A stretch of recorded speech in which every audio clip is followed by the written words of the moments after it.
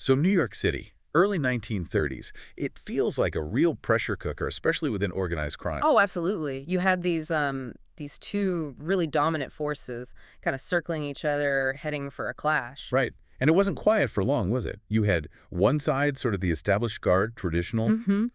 anchored in those old world ideals, and then the other, well, much more forward-looking maybe, thinking about modernizing things. It sounds like more than just a fight over territory, a real clash of philosophies almost. Exactly. That's a good way to put it.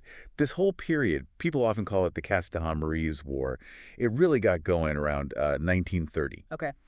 And at the heart of one side, you had Giuseppe Masseria, Joe the boss, very much the old Sicilian guard. Resistant to change, I gather. Very, and, very keen on holding on to his slice, maybe even grabbing a bigger slice of all the illicit money flowing, Okay, so the established power.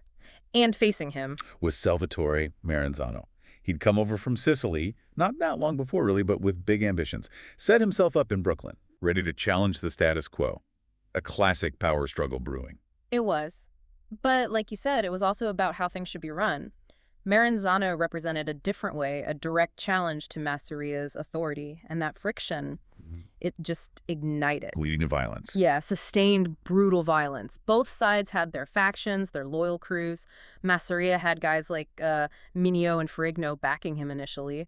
But loyalties, well, they proved pretty shaky as things went on. And this wasn't just contained within New York City limits, right? Yeah. I remember hearing about incidents elsewhere connected to this. That's right. The murder of Joe Aiello out in Chicago, for instance, he was allied with one of the factions. It shows you just how interconnected the whole underworld was. Trouble in New York could definitely make waves far away. Like a ripple effect. Exactly. And then you start seeing a real turning point. Key figures inside Masseria's own camp, they began to, well, jump ship.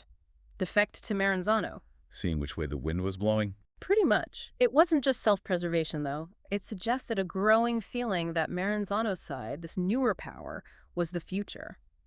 Francesco Scelli's defecting, that was a big one. A clear signal. Right, like losing a key general. Yeah. That must have really shaken Masseria's standing. And the losses kept mounting for his side, didn't they?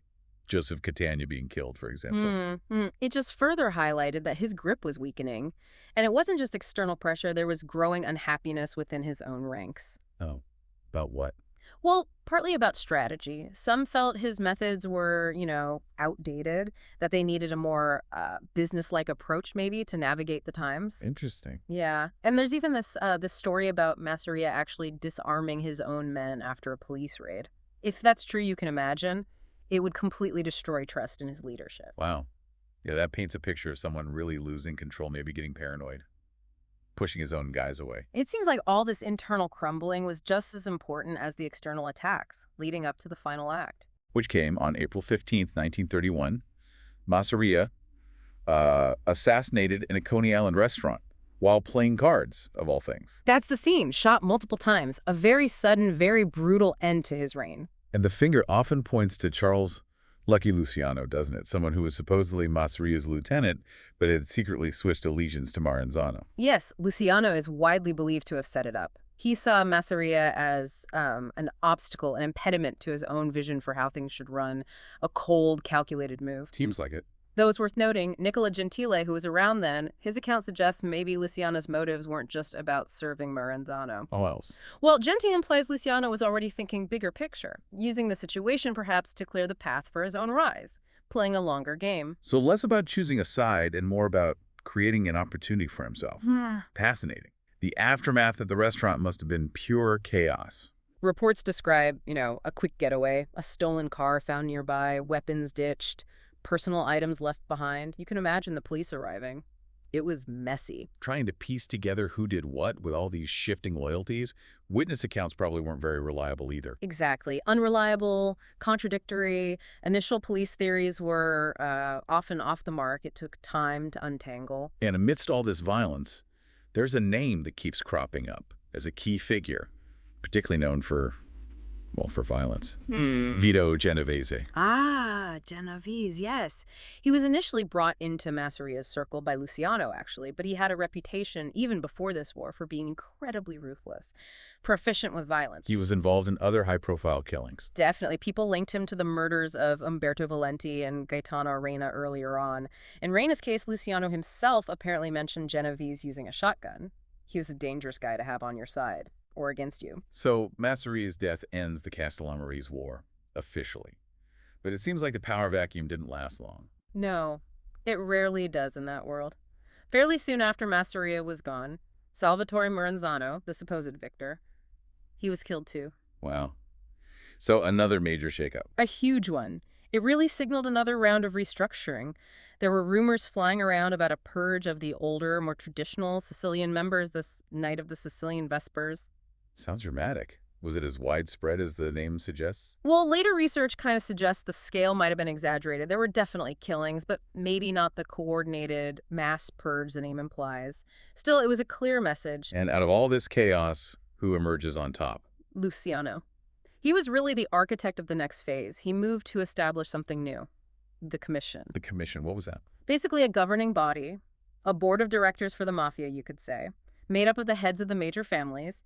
Its purpose was to mediate disputes, oversee operations nationally, and crucially, prevent these kinds of devastating internal wars. And part of that was getting rid of the boss of bosses title. Exactly. That title, the Capo di tutti capi, had been a major source of conflict. Masseria wanted it. Maranzano claimed it briefly. Luciano saw it as inherently destabilizing. The commission model was meant to replace that absolute single ruler idea. Shifting towards what? Stability. Profit. Both. The thinking was these internal wars are bad for business. They draw too much heat, it costs too much money and manpower. A more cooperative structure focused on maximizing profit for everyone involved. That was the goal. A more corporate approach, in a way. It's really something. Looking back at the timeline, just over a year before Masseria's death, he and Luciano were actually arrested together. Right. February 1930, down in Miami. A big gambling raid. They found a lot of cash on them. And the timing is interesting too, wasn't it? Around a big boxing match, and shortly after Gaetano Reina, the guy Genovese supposedly shot, was murdered back in New York. Yeah, the timing raises questions. Were they down there for the fight? Or maybe establishing an alibi for Reina's murder. It hints at the complex maneuvering happening even then.